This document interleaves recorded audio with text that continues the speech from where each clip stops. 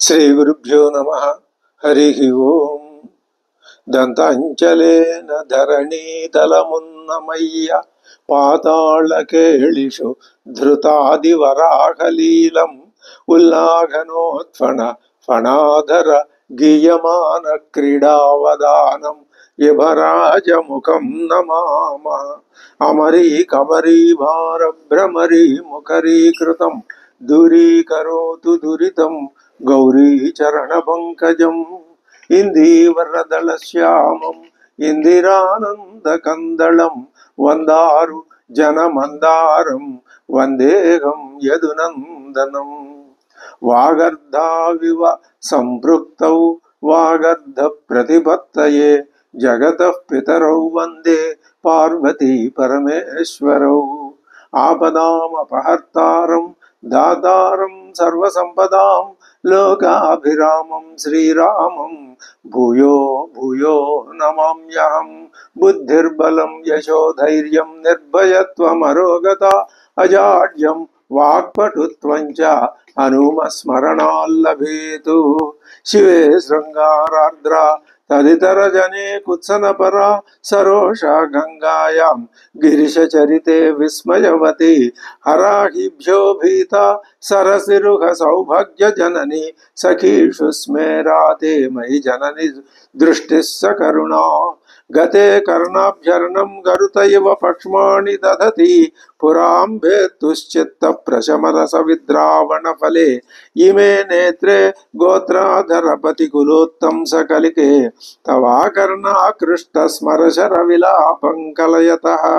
విభక్త త్రైవర్ణ్యం యతికరితలీలాంజనతయా విభాతి త్వన్నేత్ర త్రితయమిదమీశానదయితే పునఃస్రష్టుం దేవాన్ ద్రిహిణ హరిరుద్రానుపరతాన్ రజస్సత్వం బిభ్రత్తమయితి గుణానాం త్రయమివా. పవిత్రీకర్తుం నః పశుపతి పరాధీన హృదయే దయానేత్రైః దయామిత్రైర్నేత్రైః అరుణధర శ్యామరుచిభిః అరుణధవళ శ్యామరుచిభిః నదశోణో గంగా తపనతనయేతి ధ్రువమయం త్రయాణాం తీర్థానాం ఉపనయసి సంభేదమనఘం.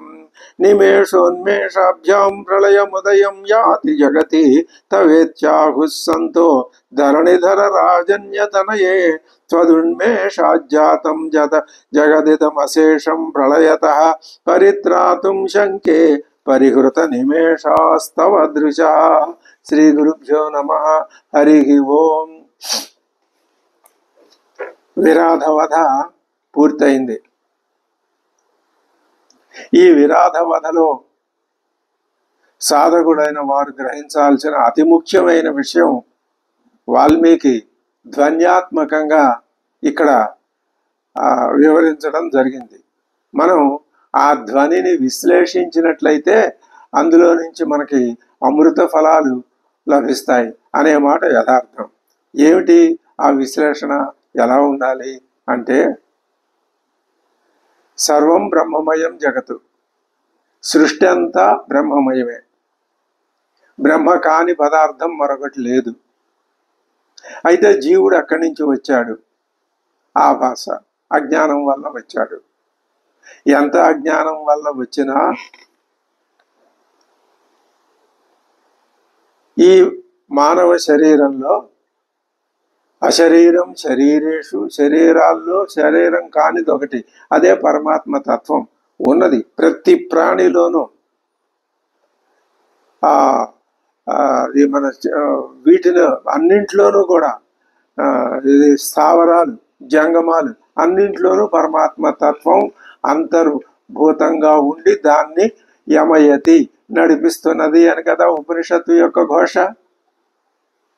మరి అలాంటప్పుడు విరాధుల్లో ఉన్నదా? ఉంది. అయితే మరి విరాధుడు రాక్షస భావాన్ని ఎందుకు పొందాడు? రాక్షస భావాన్ని పొందాడు అని స్థూల దేహాన్ని రాక్షస దేహంగా వర్ణించిన సూక్ష్మదేహం మాత్రం మొత్తం అందరూ ఒకటే, మానవులంతా అందులో రాక్షస గంధర్వ కిన్నర కింపురుష భేదం లేదు. అంటే కొద్దిగా ఆ దేవతలు తేడాగా ఉండవచ్చు.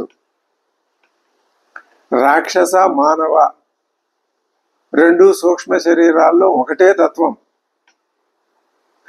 అది ఆ చేసుకునే కర్మల్ని బట్టి, వాసన బలాన్ని బట్టి, గుణాల యొక్క తీవ్రతని బట్టి, గుణాలు ఆ జీవుణ్ణి ఆక్రమించే విధానాన్ని బట్టి ఎంతకాలానికి ఆ జీవతత్వాన్ని విడిచిపెట్టుకోవటం సాధ్యం కాదు. అదే శాపం.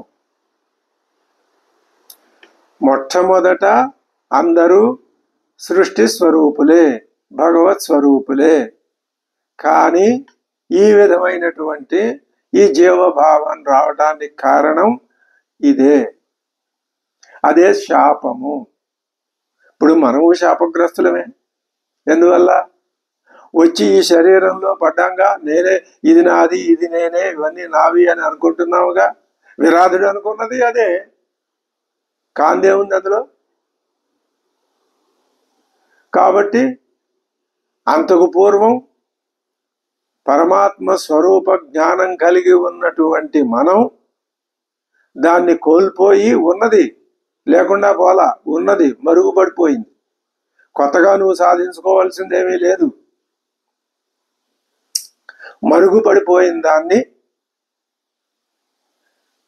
నీ అజ్ఞానాన్ని పోగొట్టుకుంటే, చీకటిని పోగొట్టుకుంటే వెలుగు అదే వస్తుంది. అలాగా తమసోమా జ్యోతిర్గమయ. ఇప్పుడు మనం చేయాల్సిన పని అదే. దాన్నే ఇక్కడ నాటకీయంగా కావ్య రూపంలో వాల్మీకి మహర్షి శాపము అని, వరము అని రెండు ఆ నాటకీయ పదాలు ఒక్క వాల్మీకే కాదు, పురాణాలన్నింటిలోనూ అదే. ఎక్కడైతే మీకు శాపం అనే మాట వస్తుందో, ఎక్కడైతే వరప్రదానం అనే మాట వస్తుందో, ఎక్కడైతే పాపపుణ్యాలు అనే మాటలు వస్తాయో అక్కడల్లా మనం ఈ విధంగా వాటిని భేదించుకొని వాటిల్లో ఉన్న అంతరార్థాన్ని గ్రహించినట్లయితే మనకి అర్థమవుతుంది. విరాధుడు ఆత్మతత్వం తెలిసిన వాడే ఒకప్పుడు, ఆత్మస్వరూపుడే. కానీ మాయలో పడి అజ్ఞాన వశాం చేత విరాధుడైనాడు. మనమయ్యాము, అంతే తేడా. ఇప్పుడు ఆ విరాధుడికి శ్రీరామ దర్శనం అయింది. ఒక్కొక్క స్థితిలో తమస్సు ఎక్కువగా ఉంటే ఎన్నిసార్లు శ్రీరామ దర్శనం అయినా దానివలన ప్రయోజనం ఏమీ ఉండదు. మందర ఎన్నిసార్లు శ్రీరాముడిని చూడలేదు, కానీ ఆవిడలో శ్రీరాముని పట్ల భక్తి ప్రబలిందా? లేదు. మరి ఏది ఎక్కువైంది? అజ్ఞానం, అయోమయం, కోపం, తామసం ఇవి ఎక్కువయ్యాయి. అంటే శ్రీరామ దర్శనం అనేది జరిగితే మాత్రం గనక ఆ అజ్ఞానం, ఆవరించి ఉన్న అజ్ఞానం అంతర్హితమైపోతుంది. విరాధుని విషయంలో అదే జరిగింది. పైగా రామ కరస్పర్శ, లక్ష్మణ కరస్పర్శ, పక్కనే నిలబడి ఉన్నటువంటి సీతమ్మ వారి యొక్క చూస్తూ ఉన్న ఆవిడ దయార్ద్రమైనటువంటి కరుణారస తరంగితమైన చూపులు, ఇవన్నీ వాడి మీద తెలియని ప్రభావాన్ని చూపింపజేసినాయి. అప్పటితో ఆ శాపం అయిపోయింది. అంటే అజ్ఞానం తొలగిపోయింది. మనకే తొలగటం లేదు. విరాధుడు అంతకు పూర్వం ఎన్ని జన్మలు వహించాడో ఆ శాపగ్రస్తుడైన జన్మలోనే ఈ విధమైన మోక్ష ప్రాప్తిని పొందాడు. ఈ విధంగా అర్థం చేసుకుంటే రామాయణం మనకి ఎటువంటి అనిర్వచనీయమైన, అప్రమేయమైనటువంటి ఆ నిరవధికమైన ఆనందాన్ని మనకి పంచిపెడుతుందో ఆ నిరవధికమైన ఆనందమే మోక్షం. సదా బ్రాహ్మీ స్థితి, బ్రహ్మీభూతమైన స్థితి, ఈ ప్రపంచానికి అతీతమైన స్థితి. ప్రపంచంలోనే ఉంటూ, సృష్టిలోనే ఉంటూ, ద్వైతంలోనే ఉంటూ ద్వైతాన్ని తోసిపుచ్చటం, కాలద్రన్నటం, నేను ద్వైతంలో లేను అని అనుకోవటం, ద్వైతం ఒక ఆభాస అని భావించటం, ఇదే రామ దర్శనం అంటే. ఆ విధంగా విరాధుడు అందులో నుంచి బయటపడ్డాడు. ఇప్పుడు అదే విషయాన్ని చెప్తున్నారు. హత్వాతు తం భీమబలం విరాధం రాక్షసం వదే తతః సీతాం పరిష్వజ్య సమాశ్వాస్య చ వీర్యవాన్. విరాధుడు మరణించేసరికి స్వామివారికి ఆనందం కలిగింది. ఆయన ఆ ఆనందాతిరేకంతో సీతాం పరిష్వజ్య అంటే అమ్మవారిని పరిష్వజ్య ఆయన ఆలింగనం చేసుకున్నాడు అంటే అర్థం ఏమిటి? జ్ఞానం తన శక్తిని మరొకసారి తన స్వాధీనం చేసుకున్నది. శక్తిని తనకి ఉనికిని కలిగించేదానిగా జ్ఞానం గుర్తించింది. తనలో ఉన్న శక్తిని తాను గుర్తించింది. ఇంతెందుకు, ఇన్ని మాటలు అక్కర్లేదు. జ్ఞానం తనలో ఉన్న శక్తిని తాను గుర్తించింది. అయితే జ్ఞానం వేరుగా ఉందా, శక్తి వేరుగా ఉందా? కాదు, రెండు ఒకటే. అదే ఈ సంపరిష్వజ్య అనే మాటకు అర్థం. బాహ్యంగా చూస్తే స్వామివారు అమ్మవారిని పరిష్వజ ఆలింగనం చేసుకున్నారు. ఎప్పుడు? భీమం విరాధం హత్వా, భయంకరుడైనటువంటి విరాధుడిని సంహరించి. ఎందుకుని విరాధుడిని సంహరించినప్పుడే ఎందుకుని ఈ కౌగిలింత అంటే జ్ఞానం మళ్ళీ యథాస్థితిని పొందింది. ఇది దాంట్లో ఉన్న అంతరార్థం. అంతే తప్ప ఇది పైకి కనిపించేది. కథా సందర్భం ఎలా ఉంది? హత్వాతు తం భీమ బలం విరాధం రాక్షసం వదే తతః సీతాం పరిష్వజ్య సమాశ్వాస్య చ వీర్యవాన్ అబ్రవీల్లక్ష్మణం రామో భ్రాతరం దీప్తచేతసం. అబ్రవీల్లక్ష్మణం రామో భ్రాతరం దీప్తతేజసం. ఏమంటున్నాడు? కష్టం వనమిదం దుర్గం నచస్మ వనగోచరాక. మనం ఎప్పుడూ అరణ్యాల్లో ఉన్నవాళ్ళం కాదు లక్ష్మణ. ఇది ఈ దుర్గమమైనటువంటి ఈ వనం, ఇందులో ఈ వన నివాసం ఉన్నదే ఇది చాలా కష్టపూరితమైంది.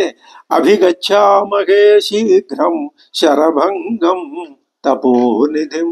కాబట్టి ఇప్పుడు మనం ఏం చేయాలి అంటే, వాళ్ళు చెప్పారు కదా ఇంతకుముందు మునిమండలం మహర్షులు, మనం శరభంగ మహాముని ఆశ్రమానికి వెళదాం, ఆ మహానుభావుణ్ణి దర్శనం చేసుకుందాం. ఆశ్రమం శరభంగస్య రాఘవోభిజగామః అంతే అన్నాడు. మరుసటి శ్లోకంలోనే వెళ్ళిపోయాడు. ఇది కథా గమనం తీవ్రం. అది కథ అనవసరమైన చోట పెంచటం ఉండదు. ఇక్కడి నుంచి అక్కడికి ఒకసారి తీసుకెళ్ళిపోయాడు వాల్మీకి. ఆశ్రమం శరభంగస్య రాఘవోభిజగామః తస్య దేవప్రభావస్య తపసా భావితాత్మనః. అక్కడికి వెళ్ళారు. వెళ్తే సమీపే శరభంగస్య దదర్శ మహదద్భుతం. ఆ శరభంగ ఆశ్రమానికి దగ్గరికి వెళ్ళేసరికి అల్లంత దూరంలో ఒక అద్భుతమైన దృశ్యం అక్కడ కనపడింది. ఇంతకు పూర్వం ఎటువంటి దృశ్యం కనిపించింది? ఇంతకు ముందు సర్గలో విరాధవధ సందర్భంలో తమోగుణం యొక్క రజోగుణం యొక్క విపరీతమైనటువంటి ఆ విజృంభణ కనిపించింది. ఇప్పుడు సత్వగుణం యొక్క అద్భుతమైనటువంటి ఆవరణ శక్తి కనిపిస్తున్నది. అది మనం ఆయా సన్నివేశాల్లో మహర్షి మనకి ఏం తెలియజెప్తున్నాడో కథా సందర్భం పరంగా అన్నది మనం గ్రహించాలి. ఇప్పుడు అటువంటి ఆ తామసిక లక్షణంలో నుంచి ఇప్పుడు సాత్విక లక్షణంలోకి ఒక్కసారిగా మనం వెళ్తున్నాం. అది ఏమంటున్నాడు? మహదద్భుతం. ఏమిటది? విభ్రాజమానం వపుషా సూర్య వైశ్వానరోపమం దదర్శ. వపుషా విభ్రాజమానం అంటే అద్భుతమైనటువంటి తేజస్సుతో ప్రకాశిస్తూ ఉన్నటువంటి ఒకానొక మహానుభావుణ్ణి, సూర్యుడు వైశ్వానరుడు లాగా, సూర్యుడిలాగా ధగధగా ప్రకాశిస్తున్న అగ్నిలాగా, జ్వలిస్తున్న అగ్నిలాగా ఉన్నటువంటి ఒక మహానుభావుణ్ణి అద్భుత దృశ్యంలో ఆయన చూశాడు. అవరుహ్య రథోత్సంగాత్ ఆకాశే విబుధానుగం అసంస్పృశంతం వసుధాం దదర్శ విబుధేశ్వరం. అసంస్పృశంతం వసుధాం, నేల మీద ఆయన పాదములు ఆనడం లేదు. అంటే ఆయన నేలకి కొంత ఎత్తులో ఉన్నాడు. సంకేతం నేల అంటే తమో గుణం రజోగుణం. ఎత్తు నేల నానటం లేదు అంటే వీటి యొక్క స్పర్శ లేదు, అంతే. దాన్ని అలా చెప్పారు. అలా చెప్పినా అలా చెప్పితే ఏమవుతుంది అంటే వాటి ప్రభావాన్ని తగ్గించవచ్చు అని. ఇది నాటకీయత. అలా చూశారు. అవరుహ్య రథోత్సంగాత్, ఆయన రథం నుంచి కిందకి దిగాడు. ఆకాశే, పైగా ఆయన వెనకాల విబుధ అనుగతం, విబుధులు దేవతలు ఆయన వెనకాల ఉన్నారు. సుప్రభాభరణం దేవం, సుప్రభా ఆభరణం, చక్కటి కాంతుల్ని, దేదీప్యమైన కాంతుల్ని విరజిమ్మేటటువంటి ఆభరణాలు ధరించారు వాళ్ళు. ఆభరణాలు అంటే ఇక్కడ వారి యొక్క గుణాలే వారికి ఆభరణాలు. విరజ అంబరధారిణం, విరజ రజము లేని అంటే రజోగుణం లేని, తమోగుణ రజోగుణాలు లేని అటువంటి అంబరధారిణం వస్త్రాలు ధరించిన వాళ్ళు అంటే శుద్ధ సాత్వికమైన స్ఫూర్తితో అక్కడ ఉన్నవాళ్ళు. తద్విధైరేవ బహుభి పూజ్యమానం మహాత్మభి, ఆ ఇంద్రుడు ఎలా ఉన్నాడో ఆయన వెనకాల ఉన్న దేవతలు కూడా తద్విధైరేవ ఆ విధంగానే వాళ్ళు కూడా ఉన్నారు.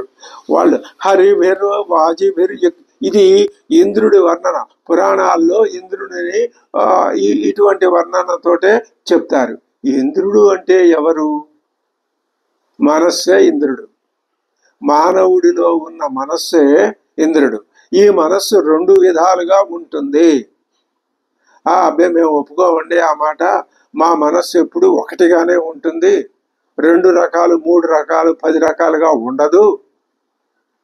2 రకాలుగా ఉంటుందని మీరు అంటున్నారంటే 2 రకాల ఆలోచనలు వస్తాయనే, అదేదో దానివల్ల దురర్థం వస్తున్నది కాబట్టి అది అంగీకారయోగ్యం కాదు అనుకుంటే అనుకోవచ్చు. అది కూడా అజ్ఞానంలో భాగమే.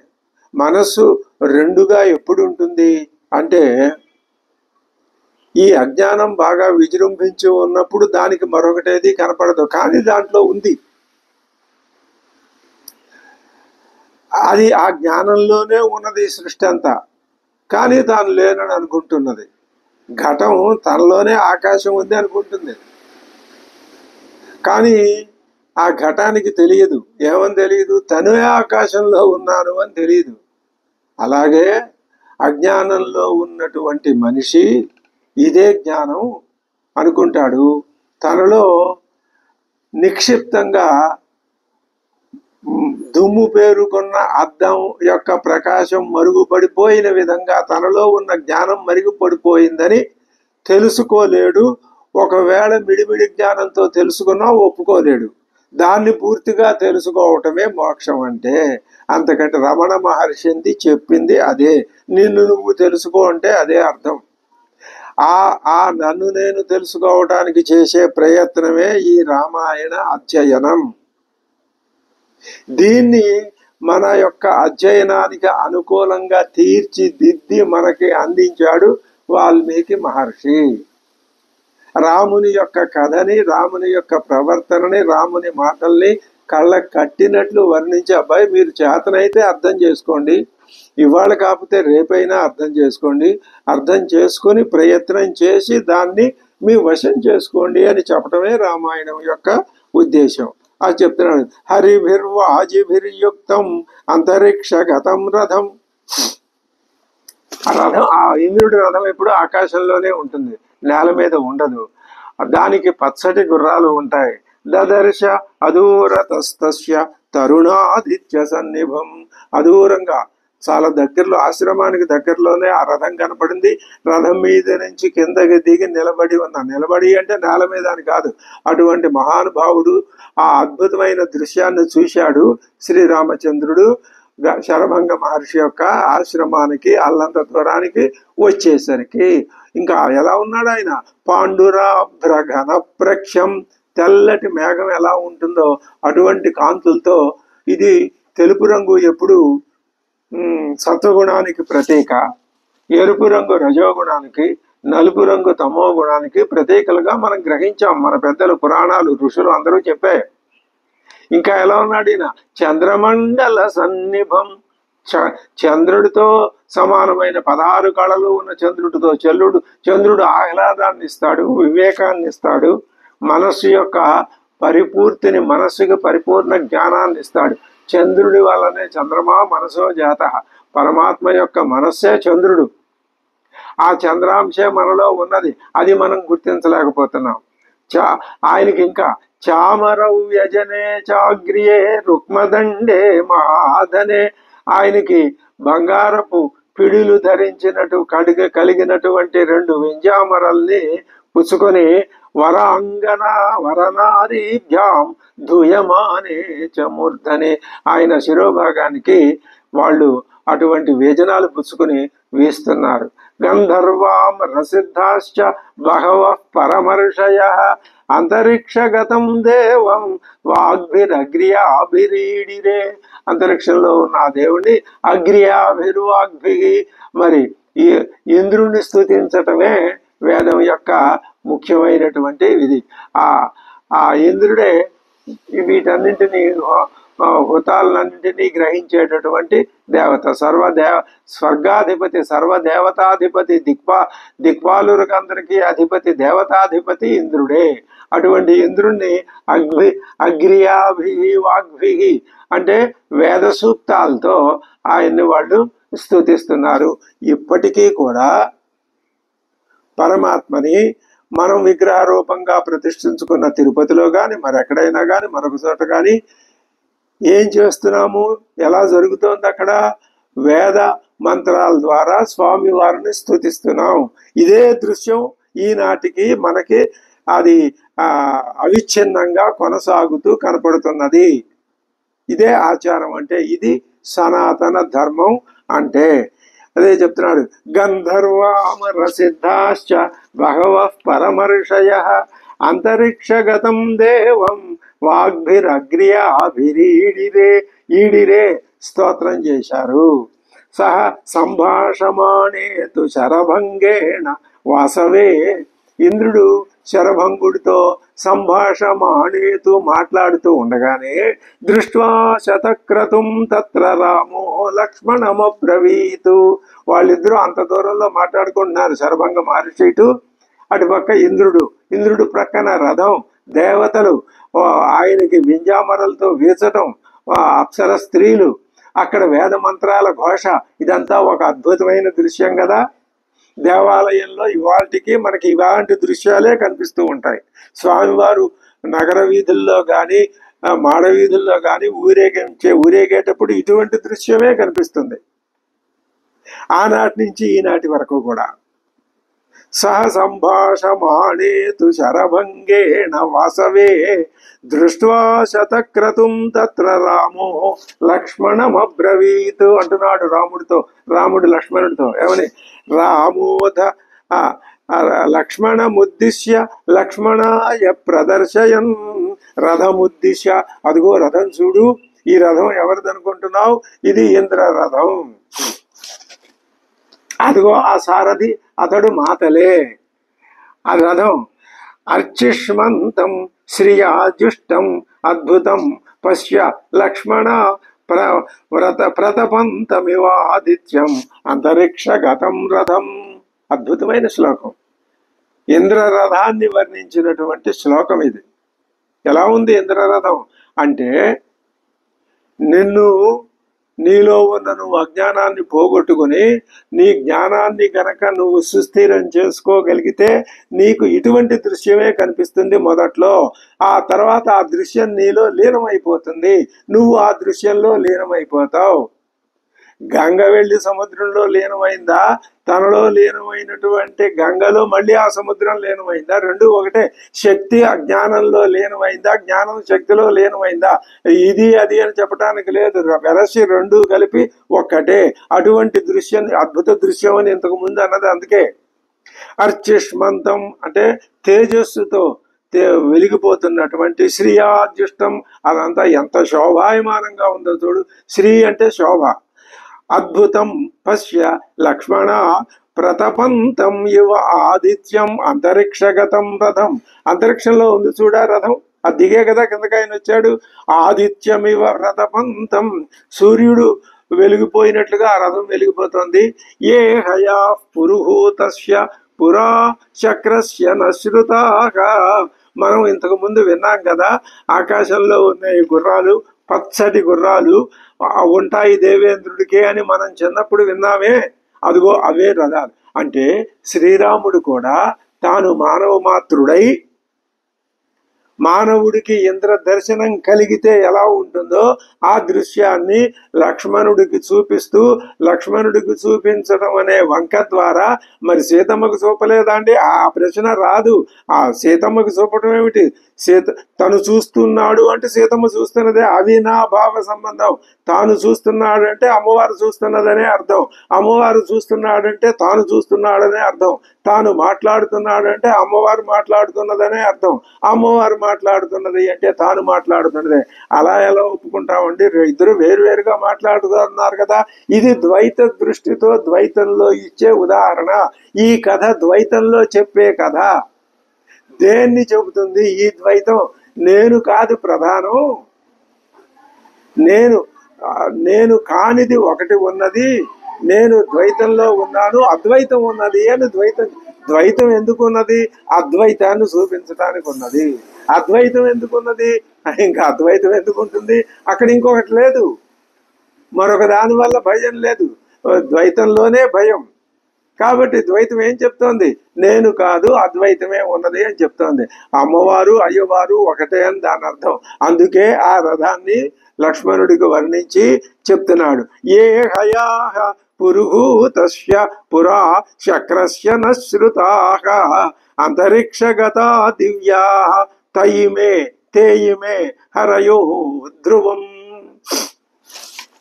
ఇమే చ పురుషవ్యాఘ్రా ఏ తిష్టంత్యభితో రథం. ఇంకా వివరంగా చెప్తున్నాడు. ఆ రథాన్ని చుట్టూ చేరి కొంతమంది పురుష వ్యాఘ్ర అంటే పెద్ద పులు లాంటి ఉత్తమోత్తములైనటువంటి మహానుభావులు దేవతలు ఉన్నారు. శతం కొండలిన, వాళ్ళందరూ కుండలాలు ధరించిన వాళ్ళు. యువాన, యువకులు. ఖడ్గపాణయ, ఖడ్గపాణులు వాళ్ళు యువకులు. యువకులు అంటే ఏమిటండి? ఎప్పుడూ యువకులే. అజ్ఞానంలో ఉంటే, అజ్ఞానంలో నువ్వు సంపాదించుకున్న ఈ భౌతిక శరీరానికి, పంచభూతాల వల్ల ఏర్పడిన ఈ భౌతిక శరీరానికి జర, వ్యాధి, జన్మ, మరణ ఇవన్నీ తప్పవు. ఇవి ఎప్పుడైతే నువ్వు దూరం చేసుకోగలవో ఇంకా అప్పుడు కాలం యొక్క ప్రభావం నీ మీద ఉండదు. కాలం ప్రభావం లేకపోతే ఇక్కడ ద్వైతంలో కూర్చుని నువ్వేమనుకుంటావు? వాళ్ళు ఎప్పుడూ 25 ఏళ్ల వయసులోనే ఉన్నారు అని అనుకోగలుగుతావు. అది నువ్వు అనుకోవలసినటువంటి విధానం. శతం కుండలినో యువాన్ ఖడ్గబాణయ విస్తీర్ణ విపులో రస్కాః పరిగాయత బాహవః. విపులమైన వక్షస్థలం గలవాళ్ళు, పరిగలవలే ఆయతమైన బాహువులు గలవాళ్ళు. శోణాం శువసనా సర్వే, ఎర్రటి వస్త్రాలు ధరించిన వాళ్ళు. వ్యాఘ్రాయువ దురాసదాః, పెద్ద పులుల్లాగా దగ్గరికి చేరటానికే వీలు కాని వాళ్ళు.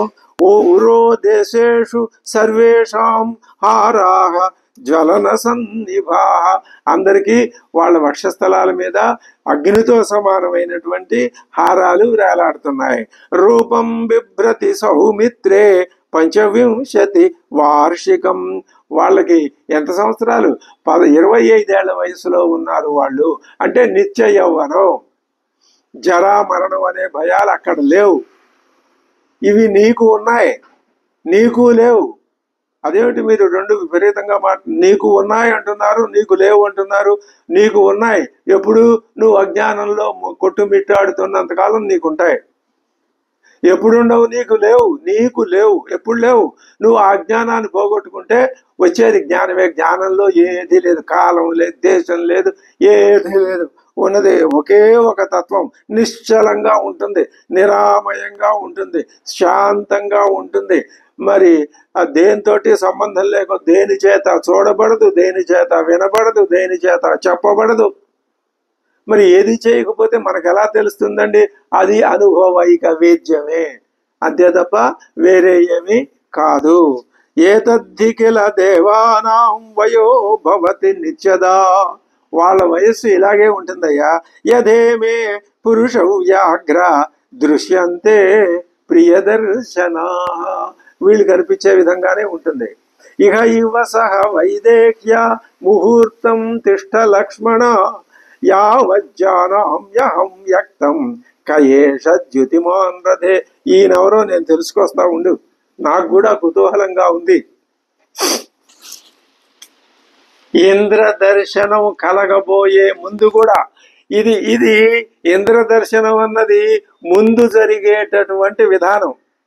దీని ఇంద్ర దర్శనం జరిగితే అంటే అర్థం ఏమిటనమాట, నీ మనస్సు లోపల ఉన్నటువంటి అణిగి ఉన్న భావాల్ని నువ్వు కనుక పైకి తెచ్చుకొని దర్శించుకోగలిగితే అప్పుడు నీకు పరమాత్మ దర్శనం ఎంత దూరం లేదు. ప్రత్యేగాత్మ స్థితిని నువ్వు సాధించగలిగితే ఆ ప్రత్యేగాత్మ స్థితే పరమాత్మ స్థితిగా మారుతుంది తప్ప వేరే ఏమీ కాదు. నేను తెలుసుకొస్తాను ఉండు అంటున్నాడు. తమేవ ముక్త్వా సౌమిత్రిం ఇహైవ స్థీయతామితి. ఉండు, నువ్వు ఇక్కడే ఉండు అని చెప్పి అభిచక్రామ కాకుస్థ శరభంగాశ్రమం ప్రతి. శరభంగాశ్రమానికి తానొక్కడే ముందుకి అడుగులు వేసుకుంటూ వెళుతున్నాడు. ఒకడుగు వేసుకుంటూ రాముడు పెడుతున్నాడు. సీత సౌమిత్రి ఇద్దరు వెనకే ఉన్నారు. ఈయన ముందుకు వెడుతున్నాడు. ఇది చూశాడు అక్కడ ఉన్నటువంటి శరభంగ మహర్షితో మాట్లాడుతున్నటువంటి ఇంద్రుడు. తదసమభిగచ్చంతం ప్రేక్ష్య రామం శచీపతి శరభంగమనుప్రాప్య వివిక్తమిదమబ్రవీత్. ఎవరికి వినపడకుండా వివిక్తంగా ఏకాంతంగా రహస్యంగా శరభంగం ఇదం అబ్రవీత్ అంటున్నాడు. ఎవరు? శచీపతి. ఏం చూసి? తన వైపు వస్తున్న శ్రీరాముణ్ణి చూసి, అమ్మా ఇప్పుడు ఈయన కంట తాను శ్రీరాముని కంట పడకూడదు అంటే శ్రీరామ దర్శనం తనకి ఇప్పుడు కుదరదు. ఆయన ఎప్పుడు శ్రీరామ దర్శనంలో ఉన్నవాడు. ఇంద్రుడు అంటేనే స్వర్గాధిపతి, స్వర్గం అంటేనే ఏ విధమైనటువంటి కామక్రోధాదులు లేనివి. అక్కడ కూడా ఉన్నాయి కదా, అది ఆభాసే. ఏమి? ఇహోపయాత్యసౌ రామో యావన్మాం నాభిభాషతే. అతడు వచ్చి మాం అభియాతి, అయ్యా నా వైపుకు వస్తున్నాడు. వచ్చి ఆయన నాతో మాట్లాడటం మొదలెడితే నేను మళ్ళీ ఆయనకు సమాధానం చెప్పవలసిన అవసరం ఏర్పడచ్చు. అందుకనే ఆయన రాకముందే ఆయన వచ్చి నాతో నా యావన్మాం నా అభిభాషతే, నాతో మాట్లాడక ముందే నిష్ఠాం నయతు తావత్తు తతో మాం ద్రష్టుమర్హసి. ఆయన ఇప్పుడు నన్ను చూడడానికి వీలు కాదు. ఎందుకని అంటే ఆయన ఒక గొప్ప నిష్ఠ, ఒక ప్రతిజ్ఞలో ఉన్నాడు. ఏమిటా ప్రతిజ్ఞ? రావణ వధన చేసే వస్తాను అని. శ్రీ మహావిష్ణువు కూడా ఇంద్రుడికి తర్వాత ఉపేంద్రుడు. మొదటి స్థానం ఇంద్రుడే, తర్వాత స్థానం ఉపేంద్రుడు, ఆయన సోదరుడు అనే ఆ పద్ధతి కూడా ఉన్నది. అయితే జితవంతం కృతార్థంచ ద్రష్టాహం అచిరాదిమం. నేను ఇప్పుడు కాదు, అచిరాత్ త్వరలోనే ఈ శ్రీరాముణ్ణి చూస్తాను, కలుసుకుంటాను, ఆయనతో మాట్లాడతాను, ఆయనకి కృతజ్ఞతలు తెలియజేస్తాను. దశరథ మహారాజు యజ్ఞం చేసినప్పుడు అక్కడ జరిగిన వ్యవహారం అంతా జరిపించింది నేనే కదా. నేను ఆ విధంగా చేయటం మూలానే శ్రీ మహావిష్ణువు అక్కడికి వచ్చి మా అందరికీ ఆయన అభయం ఇచ్చాడు కదా. కాబట్టి నేను ఇప్పుడే ముందే ఆ పని అదేది రావణ వధ జరగటానికి ముందే నేను మాట్లాడితే ఇది అనేక అపార్థాలకు దారితీస్తుంది. ఈ సందర్భంలో ఇది పనికిరాదు. కాబట్టి ఇప్పుడు ఏం చేస్తా, నేను జితవంతం కృతార్థంచ ద్రష్టాహం అచిరాదిమం కర్మహ్యనేన కర్తవ్యం మహతు అన్యై సుదుష్కరం. ఇతరులెవ్వరూ చెయ్యలేనటువంటి పని తన వల్ల కూడా కాదు. ఏమిటి తన వల్ల కాదు? రావణ వధ ఎవరి వల్ల కావాలి? ఒక్క శ్రీరాముడి వల్లే కావాలి. అంటే దీని అర్థం ఏమిటి? ఇంద్రస్థితిలో ఇంద్రుడు జీవత్వానికి దగ్గరగా ఉన్నంత కాలం, జీవుడు అనిపించుకునే స్థితికి దగ్గరగా ఉన్నంత కాలం రావణ వధ చెయ్యలేడు. అంటే తనలో ఉన్న దుర్మార్గపు లక్షణాలని పోగొట్టుకోలేడు. కాబట్టి జీవుడికి ఎవరి స్థితి, ఎవరి యొక్క చేయూత కావాలి? శ్రీరాముడు అంటే పరమాత్మ. అంటే కేవలం పరమాత్మ భావంలో వెడితేనే ఉంటేనే తప్ప రావణ వధ జరగదు. అదే చెప్తున్నాడు. ఏమని? కర్మక్షణేన కర్తవ్యం మహదన్యై సుదుష్కరం. ఇతరులు ఎవరు ఈ మాట చేయలేరు. అంటే ఒక్క రామత్వ భావన వలననే రావణ సంహారం జరుగుతుంది తప్ప మరొకటి కాదు. నిష్పాదయిత్వా తత్కర్మ తతో మాం ద్రష్టుమర్హసి. ముందు ఆ పనిని, రావణ వదన నిష్పాదయిత్వా, దాన్ని సంసిద్ధం చేసి సాధించి అప్పుడు ఈయన నన్ను చూస్తాడు కాక. ఇది వజ్రీ తమామంత్ర్య అని ఈ విధంగా వజ్రాయుధధారి అయినటువంటి ఆ ఇంద్రుడు ఆ ఋషి శరభంగ మహర్షిని ఆమంత్రియ చెప్పి ఆయనతో ఈ 4 ముక్కలు మానయిత్వాచ తాపసం. ఆ స్వామివారు ఆ శరభంగ మహర్షిని గౌరవించి నమస్కారం చేసి ఆయన అక్కడి రథేన హరియుక్తేన, గుర్రాలు పూంచిన ఆ రథం మీద ఆయన ఎక్కి యయౌ దివమరిందమ, శత్రువుల్ని జయించగలవాడు అనే పేరు పొందినటువంటి ఆ ఇంద్రుడు యయౌ దివం, స్వర్గానికి వెళ్ళిపోయినాడు. ఇది ఒక అద్భుతమైన దృశ్యం. ఇప్పుడు శ్రీరాముడి ద్వారా, శ్రీరాముడు ఇంకా శరభంగ ఆశ్రమంలోనికి వెళ్ళటానికి ముందు ఇక్కడ ఈ దృశ్యం చూపించబడింది. అంటే అర్థం ఏమిటి? ఇంద్రుడు వచ్చాడు. ఇది శరభంగ మహర్షి యొక్క తపఃప్రభావంగా మనం భావించాలి. ఆ విషయం మనం ముందే చెప్పుకోవక్కర్లేదు. శరభంగ మహర్షి యొక్క మాటల వల్ల, ఆయన చేతల వల్ల మనకి అక్కడ తెలుస్తుంది. ఆ ఒక్క కొద్ది నిమిషాలు మనం ఓపిక పడితే ఈ అద్భుతమైన దృశ్యం యొక్క అంతరార్థం ఏమిటో, అది మనకిచ్చే సందేశం ఏమిటో ఈ పాటికే మనం గ్రహించాం. అంటే అర్థం ఏమిటనమాట? ఇంద్ర దర్శనానికి నీ మనస్సు సంసిద్ధంగా ఉండాలి, యమ దర్శనానికి కాదు. యముడు వస్తాడు పోతాడు. యముడు వచ్చి తన పని నిర్వహించుకునేది నీ శరీరం మీద మాత్రమే. ఇంద్రుడు అంటే మనస్సే. యముడి అధీనమైన మనస్సు వేరు, ఇంద్రాధీనమైన మనస్సు వేరు.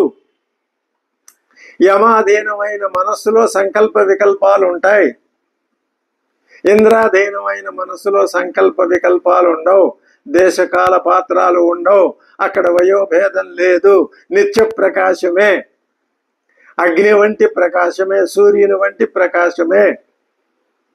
అక్కడ ఆ ఇంద్ర సాన్నిధ్యంలో లక్ష్మీదేవి అంటే శోభ, ఆ వాతావరణ శోభే, ఆ స్థితి యొక్క ఆ ప్రకాశమే లక్ష్మీదేవిలా అక్కడ తాండవిస్తూ ఉంటుంది.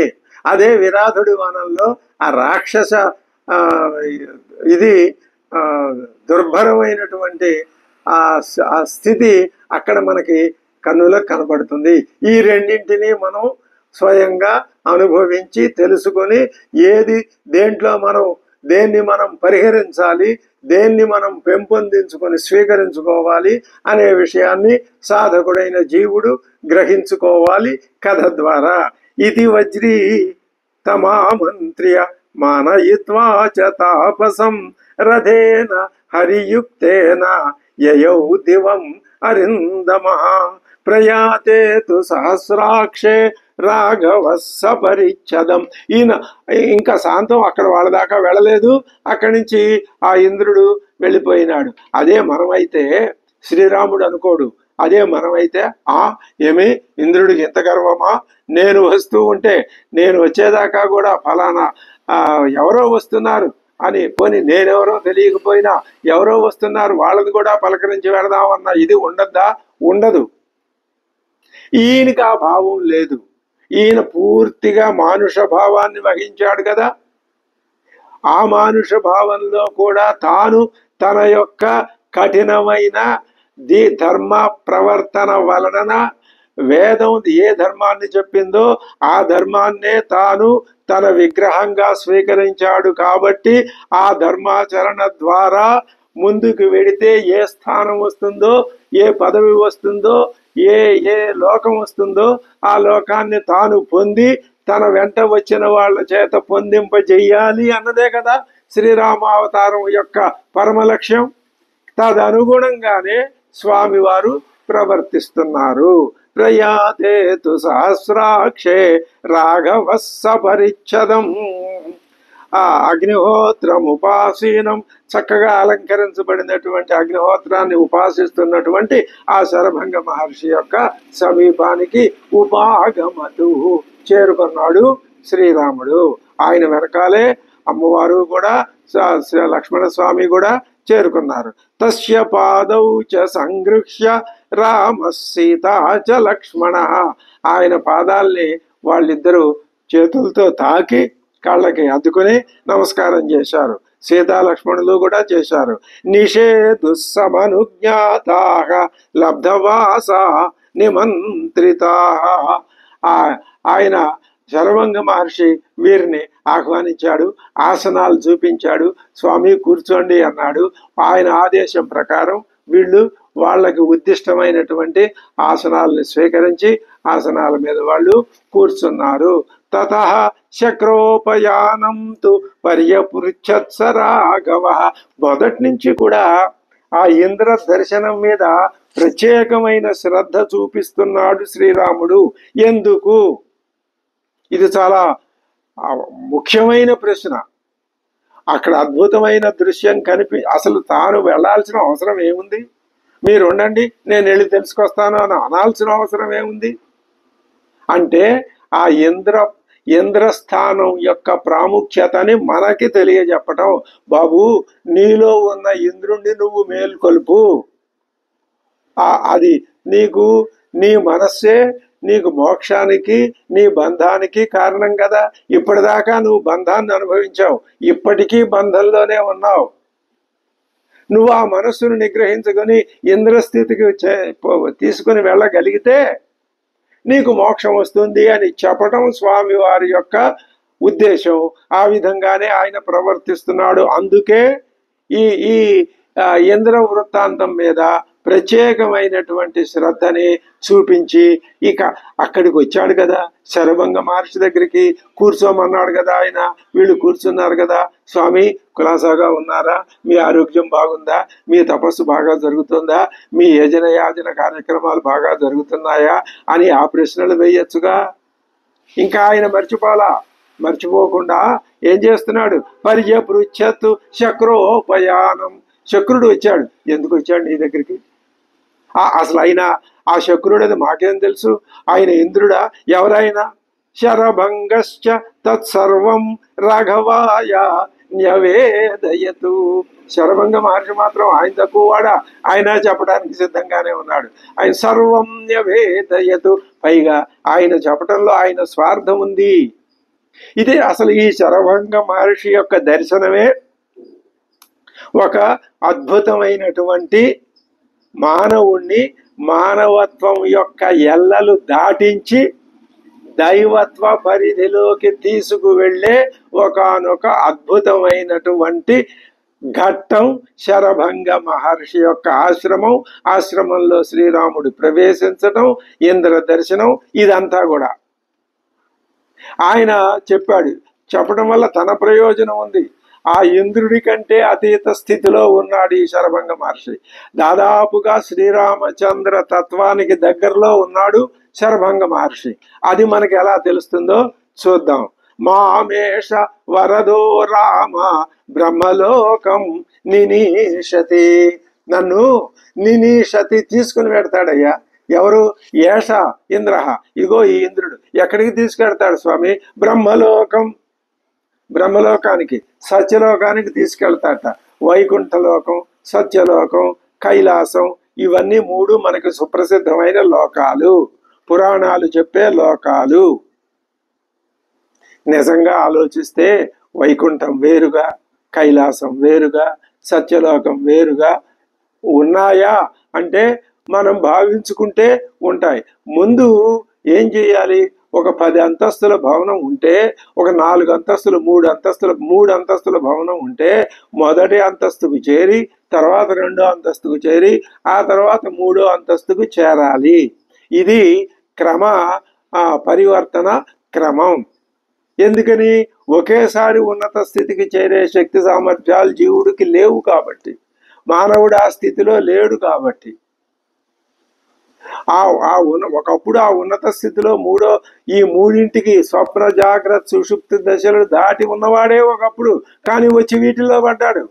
ఇప్పుడు వీటిల ద్వారానే 4వ తురీయావస్థకి చేరుకోవాలి. కాబట్టి ఈయన ఏమంటున్నాడు? ఆ రామ తత్వానికి దగ్గరగా చేరుకోవటానికి ఈయన నన్ను బ్రహ్మలోకానికి తీసుకెళ్ళటానికి వచ్చాడయ్యా. అది ఎంత గొప్ప మహర్షి ఆ శరభంగ మహర్షి! ఇంద్రుడే స్వయంగా వచ్చాట. అంటే అర్థం ఏమిటనమాట? శరభంగ మహర్షి ప్రాణత్యాగం చేసి, శరీర త్యాగం చేసి, ఇంకా ఆయన ప్రారంధం దగ్గర పడిపోయింది కాబట్టి ఆయన జీవన్ముక్తి దశను కూడా దాటి విదేహముక్తి అంటే ఈ దేహాన్ని ఇక్కడే విడిచిపెట్టేసి ముక్తి పునరావృత్తి రహితమైన మోక్ష ఏదైతే వేదాంతం దశోపనిషత్తులు కంఠోక్తిగా ఘోషిస్తున్నాయో, ఏ దశ ఉన్నది అని, ఆ దశే అసలు ఉన్నదని, ఈ మానవుడు అనేవాడు ఆ దశలో నుంచే పతనమై ఇక్కడ పడ్డాడని, ఇక్కడ పడిన వాడు మళ్ళీ తన యొక్క పూర్వస్థితిని పొందాలి అని ఉపనిషత్ మాత ఘోషిస్తున్నది కదా. దానికి అనుగుణంగా ఇక్కడ ఈ ఈ ఈ శరభంగ మహర్షి యొక్క ఈ కథ అంతా ఉంది. ఆ ఇంద్రుడు నా దగ్గరికి వచ్చాడయ్యా. ఎందుకు వచ్చాడంటే నన్ను స్వర్గానికి, అంటే నా తపస్సు పరిపూర్ణ స్థితికి చేరుకున్నది, ఇంకా ఆయన వెళ్ళే దశ వచ్చింది. ఇక్కడ ఇదంతా ఈ కథ అంతా మనకి అర్థం కావటం కోసమే తప్ప మనల్ని తప్పుడుదో పట్టించటానికి, ఇదే పరమార్థం అని చెప్పటానికి కాదు. ఇంకొక మారు అనుకోవాలి, ఇదే పరమార్థం కాదు, దీని అంతరార్థం గ్రహిస్తే ఇక్కడే మనకి అది కనిపిస్తుంది. ఏమంటున్నాడు? మామేష వరదో రామ బ్రహ్మలోకం నినీషతి జితం ఉగ్రేణ తపస దుష్ప్రాపమకృతాత్మనః. నేను ఆ లోకాన్ని జితం జయించాను, నేను ఆ లోకాన్ని పొందాను. ఎలా పొందాను? ఉగ్రేణ తపస.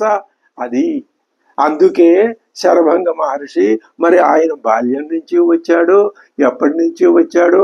ఇక్కడ ఏం చెప్తున్నారు? ఆయన బ్రహ్మచారి, గృహస్థు కాదు. ఎందుకని? గృహస్థ అయినటువంటి వాడు అయినట్లయితే అత్రి మహర్షి వెనక అనసూయాదేవి వెంటనే ఆయన మాట్లాడుతూ ఉండగానే ఆవిడ వెనక వచ్చేసింది, ఇదిగో వచ్చింది చూసావా అని అత్రి మహర్షి పరిచయం. అది వాళ్ళు గృహస్థాశ్రమంలో ఉన్నారు, వశిష్ఠుడు గృహస్థాశ్రమంలో ఉన్నారు, వాళ్ళు సంతానాన్ని కన్నారు. కానీ శరభంగ మహర్షి లాంటి వాళ్ళు ఆ విధమైన గృహస్థాశ్రమంలో లేరు. వాళ్ళు మొదటి నుంచి సన్యాసంలోనే ఉన్నారు, బ్రహ్మచర్య దీక్షలోనే ఉన్నారు. ఆ దీక్షలో వాళ్ళు తపస్సు ఫలించింది. అంటే అర్థం ఏమిటనమాట? వాళ్ళల్లో నుంచి ఈ లౌకికమైన పాంచభౌతికమైన ప్రతి చిన్న అతి సూక్ష్మమైన లక్షణం కూడా నామరూపాలు లేకుండా పోయింది. ఇది మనం చెప్పుకోవాల్సిన అర్థం. వారి మనస్సుల్లో నుంచి కామక్రోధాది అరిషడ్వర్గ లక్షణం త్రిగుణాలు, ఈ అనేది పోయింది. అనేది లేదు కాబట్టి ఆయన అత్రి అయినాడు. ఈయన అత్రే. కానీ శరభంగుడు శరము చేత తన అజ్ఞానాన్ని భంగం చేసుకున్నవాడు. అద్భుతమైన నిర్వచనం. ఏ శరం చేత? అది మన ముండకోపనిషత్తు చెప్పిన శరాన్ని తీసుకొని, ఓం అనే శరాన్ని తీసుకొని, ఓంకారం అనే బాణంతో తనలో ఉన్న అజ్ఞానం అనేటటువంటి రావణాసురుడు అనండి, విరాధుడు అనండి, ఇంకొకడనండి ఎవరినైనా కానీ ఆ బాణంతోనే ఆయన జయించగలిగాడు, నిర్మూలించగలిగాడు. అటువంటి ఆ స్థితిని ఆయన ఇప్పుడు పొందాడు.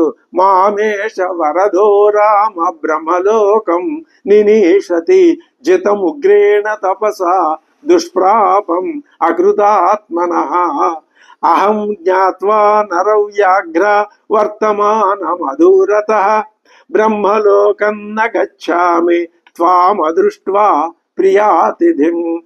మరి నువ్వు ఎందుకు వెళ్ళలేదయ్యా స్వామి, ఇంద్రుడు బ్రహ్మలోకానికి తీసుకెళ్తానంటే, నాకు బ్రహ్మలోకం కాదయ్యా కావాల్సింది, బ్రహ్మలోకంలో కూడా ఎంతకాలం క్షీణే పుణ్యే, స్వర్గలోకమైనా అంతే, బ్రహ్మలోకమైనా అంతే, కైలాసమైనా అంతే, వైకుంఠమైనా అంతే, ఈ 3 దశలకి అతీతమైన స్థితి నాకు కావాలి. అదే జ్ఞానం, ప్రజ్ఞానం బ్రహ్మ, అహం బ్రహ్మాస్మి, తత్వమసి అని చాందోగ్యం చెప్పినటువంటి స్థితి అదే. అహం బ్రహ్మాస్మి నాకు అర్థమైంది. ఇంకా కొద్దిగదిగో నువ్వు వస్తావు. ఆ అహల్య ఏ విధంగా పొందిందో, మరి రాబోయే కాలంలో ఆ శబరి ఏ విధంగా పొందుతుందో, నువ్వు వస్తే నిన్ను చూసి నేను ఆ విధమైనటువంటి స్థితికి వెళ్ళిపోవటానికి సిద్ధంగా ఉన్నాను. అహంజ్ఞాత్వా నరవ్యాఘ్ర వర్తమానమధూరతః బ్రహ్మలోకం న గచ్ఛామి త్వామదృష్ట్వా ప్రియాతిథిం. నువ్వు వచ్చేటప్పుడు నువ్వు వస్తావని నాకు ఎప్పటి నుంచో తెలుసండి. నిన్ను చూడకుండా నేను బ్రహ్మలోకానికి వెళ్తానా? నీలోనే లయమైపోతాను. ఏమిటది? నువ్వు అంటే జ్ఞానం, నేను ఆ జ్ఞానంలోనే గంగ వెళ్ళి సముద్రంలో లయమైపోయినట్టు అయిపోతాను. త్వయాహం పురుష వ్యాఘ్ర ధార్మికేణ మహాత్మనా సమాగమ్య గమిష్యామి త్రిదివం దేవసేవితం. పోనీలే, ఆ త్రిదివానికే వెళ్తాను, దేవసేవితమైన ఆ స్వర్గలోకానికే, త్రైవిష్టపానికే వెళ్తాను నేను, త్రిదివానికి. ఎలాగా అంటే, త్వయాగం ధార్మికేణ మహాత్మనా సమాగమ్య, నిన్ను కలుసుకొని నీ దర్శనం చేసుకొని అప్పుడు నేను ఏ లోకానికి వెళ్లాల్సి ఉంటే ఆ లోకానికే వెళ్తాను. అక్షయ నరశార్దూల మయా లోకా జితాశుభ. స్పష్టంగా చెప్తున్నాడు శరభంగ. అక్షయమైన లోకాలు మయా జితా, నేను సంపాదించుకున్నాను, బతికుండంగానే సంపాదించుకున్నాను. మనందరికీ కోరిక ఉంది, కానీ సంపాదించుకునే శక్తి లేదు, స్థాయి లేదు, స్తోమత లేదు, ఆ జ్ఞానం లేదు, కానీ కోరిక ఉంది. అది చాలు మనకి, ఇంకా అంతకంటే ఎక్కువే ఉంది. అక్షయా నరశార్దూల మయా లోకా జితాశుభా బ్రాహ్మ్యాశ్చ నాకభృష్ట్యాశ్చ ప్రతిగృహ్ణీష్వ మామకాన్. అది నేను శాశ్వతమైన లోకాలు సంపాదించి పెట్టుకున్నాను కదా, ఇప్పుడు నా లోకాలన్నింటినీ నీకు ధారపోస్తాను. అయినా నాకేం తపశ్శక్తికి క్షీణత్వం ఏమీ రాదు. నేను వెళ్ళవలసిన లోకాల్లో నన్ను రానియకపోవటం, నేను చేరుకోలేకపోవటం అనేది లేదు. నేను పూర్తిగా ఇప్పటికే పండిపోయి ముక్తావస్థలో ఉన్నాను నేను అని చెప్తున్నాడు ఆయన. ఏవ ముక్తో నరవ్యాఘ్ర సర్వశాస్త్ర విశారద ఋషిణా శరభంగేణ రాఘవో వాక్యమబ్రవీతో. అప్పుడు ఈ మాటలు చెప్తే శరభంగ మహర్షి, ఆయన శరభంగేణ సర్వశాస్త్ర విశారద నరవ్యాఘ్ర రామ రాఘవ వాక్యం అబ్రవీతు. రాఘవుడు చెప్తున్నాడు అప్పుడు, అహమేవా, నువ్వు ఆయన ఈయన నవ్వొచ్చింది, నా లోకాలన్నీ నీకు ఇచ్చేస్తానయ్యా, నా సంపాదన అంతా, నా బ్యాంకు బ్యాలెన్స్ అంతా నీకు ఇచ్చేస్తానయ్యా, సర్వస్వం దానం చేస్తానయ్యా. అసలు ఈ దానం చేయడం అనేది ఇక్కడే పుట్టిందేమో, దానం చేసేస్తానయ్యా అంటే ఆయన అన్నాడు, పోనీలే, నీ దానం కాదనంటే ఎందుకు, అహమేవ ఆహరిష్యామి, నాకు కావలసిన లోకాలు నేనే అది నేనే లోకమయ్యా, ఇంకా నాకు నువ్వు లోకం ఇచ్చేదేమిటి? ఆ మాట అంటే మళ్ళీ ధిక్కారం అవుతుందేమో తెలియదు. అహమేవ ఆహరిష్యామి సర్వలోకాన్ మహామునే. హే మహామునే, నేను సర్వలోకాల్ని నేనే సంపాదించుకుంటాను. ఆవాసం త్వహమిచ్చామి. అయితే ఇక్కడ ఈ లోకంలో నాకు ఒక ఆవాసం చూపించు. ఆ పైలోకంలో ఆవాసం, నేను అక్కడి నుంచి వచ్చిన వాడే, ఇక్కడ ఉండాలి. ఇక్కడ ఎక్కడ ఉండాలో నాకు కావలసిన నా లక్ష్యం ఏదైతే ఉందో ఆ లక్ష్యాన్ని నెరవేర్చగలిగినటువంటి ప్రదేశం, దేశం నేను ఎక్కడ ఉండాలో అది నాకు నువ్వు చూపించాలి. ఆవాసం త్వహమిచ్చామి ప్రదిష్టమిహ కాననే రాఘవేణ యువముక్తస్తు శక్రతుల్య బలేన వై. ఇంద్రుడితో సమానమైన ఇది కూడా సాభిప్రాయ విశేషణమే. ఆ ఇంద్రుడు వచ్చి నిన్ను బ్రహ్మలోకానికి తీసుకువెళ్తానంటే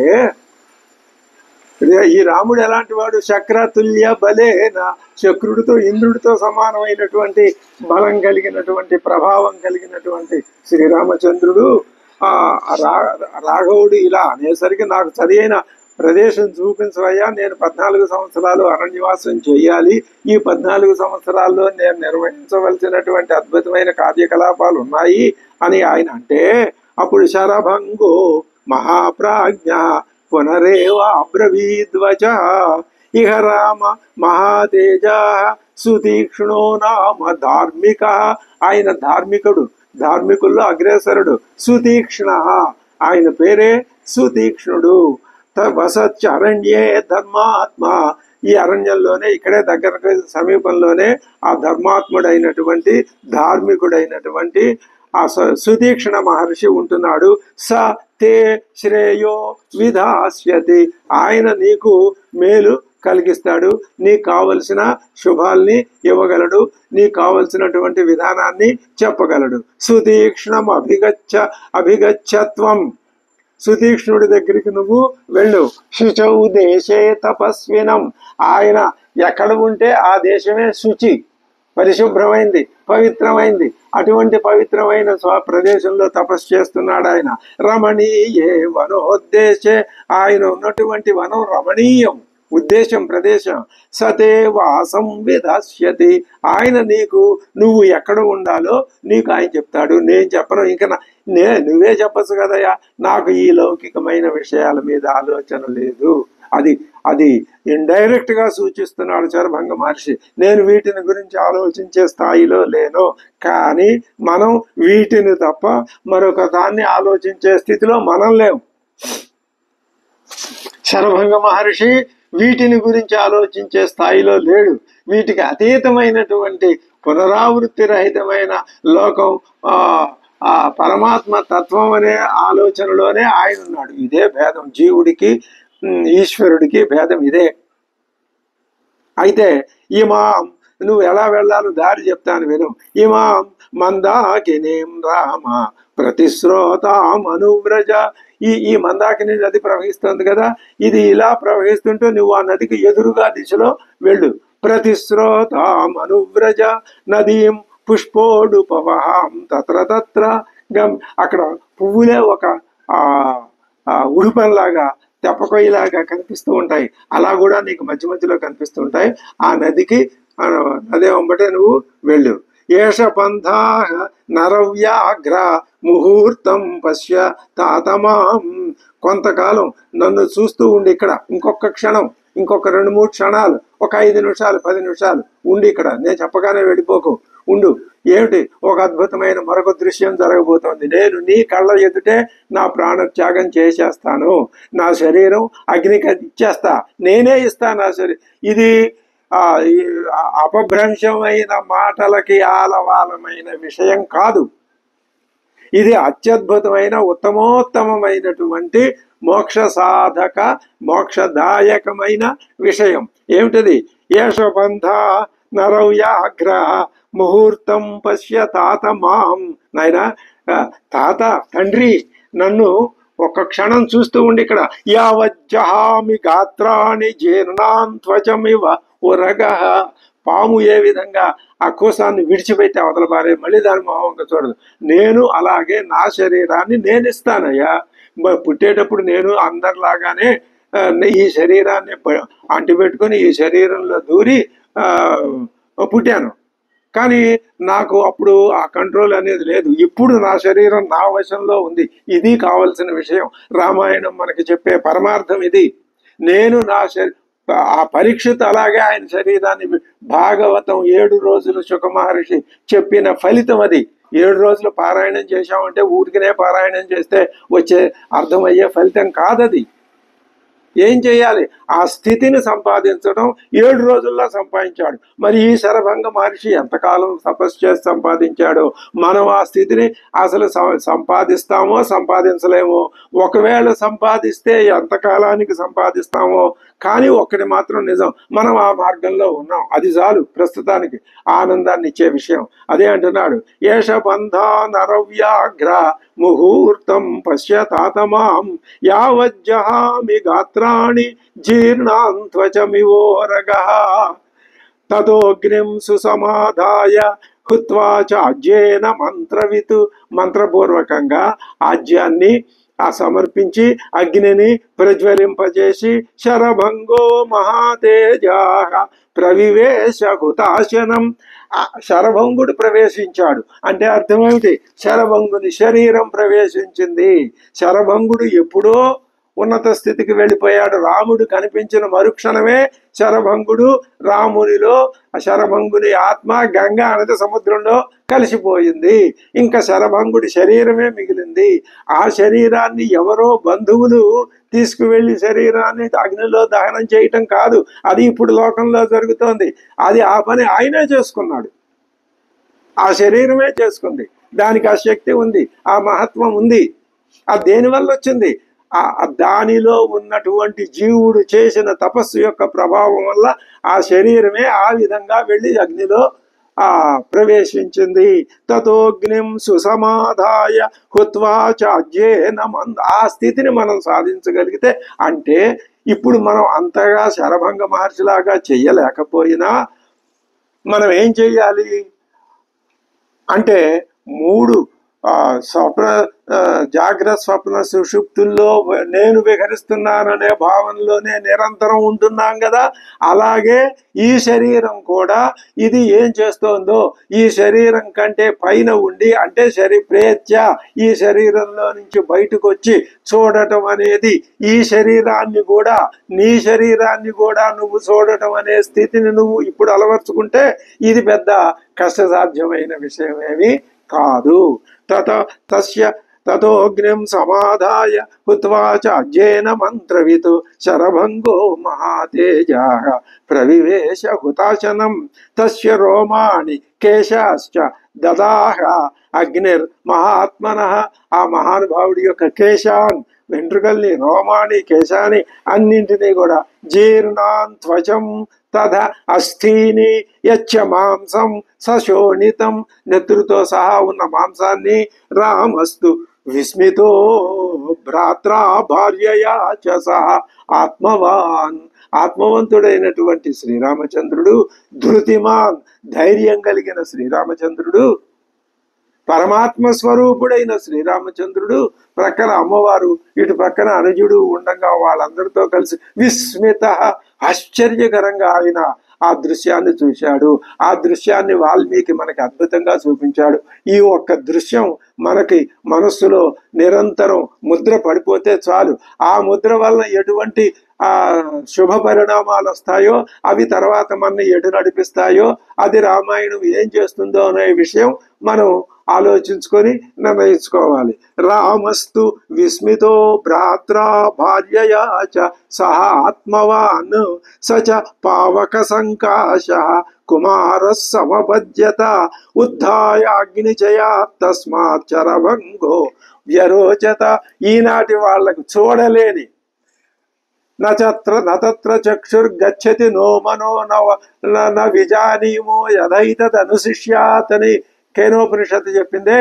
అక్కడికి ఇప్పుడు అగ్నిలో వెయ్యటం వరకే బంధువర్గం చేసే పని. తర్వాత ఏం జరిగింది ఈ కళ్ళకి కనిపించదు, ఏ కంటికి కనిపిస్తుంది? జ్ఞానచక్షువు కనిపిస్తుంది. కాబట్టి మనం ఏం చేయాలి? ఆ జ్ఞానచక్షువు ఈ భూమితో సంబంధం లేదు దానికి. ఆ జ్ఞానచక్షువులో విహరించడం మనం జరిగి చూస్తే అది ఎక్కడ దృశ్యమైనా మనం దాన్ని సామాన్యంగా పాటించి మనం ఆ చక్షువుతో చూడగలుగుతాం. ఈ చర్మ చక్షువులతో చూడలేం. సచ అక్కడ అందులో నుంచి పావక సంకాశ కుమార ప్రచపద్యత సముజ్యత. ఒక కుమారుడు నవయౌవనవంతుడైన, అంటే ప్రత్యేగాత్మే పరమాత్మే. పరమాత్మ నిత్య నూతనం కదా.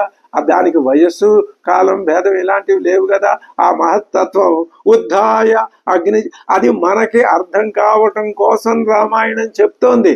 నిజానికి ఇది చెప్తే అర్థమయ్యే విషయం కాదు, భావన చేస్తేనే తెలిసే విషయం.